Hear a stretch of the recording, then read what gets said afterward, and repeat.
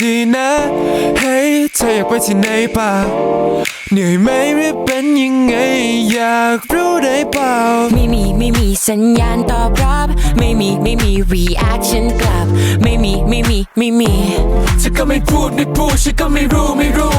ตรงนี้ก็ไม่บอกงั้นนี่ก็ไม่ตอบฉันก็คิดไม่ออก oh no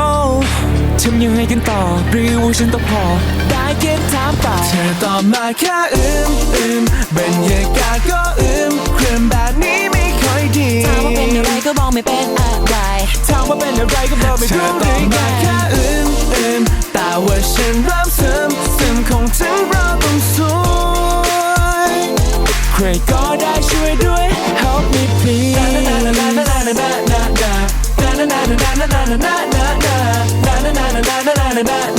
ใครก็ได้ช่วยด้วย help me please LYKN โอ้ยอีมันจะสิ้นเลยดีแบบนี้สถานการณ์มันมีอาการว่าชีวิตเจอไม่แฮปปี้แค่อยากจะดีกับเธอสักทีแต่ปัญหาไม่อยู่ตรงที่ฉันดันไม่รู้ซะนี่ว่าฉันนั้นงอนขอโทษเธอไงเพราะยังไม่ดูในสมรรถเราตรงไหน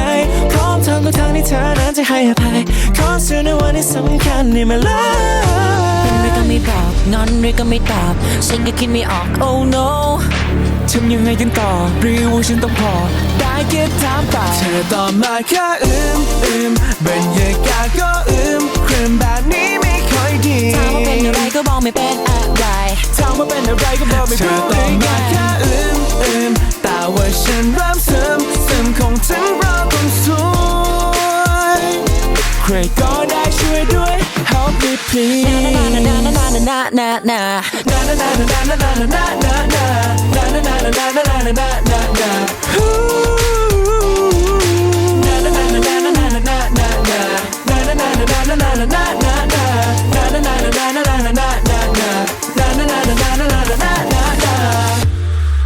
เธอตอบมาแค่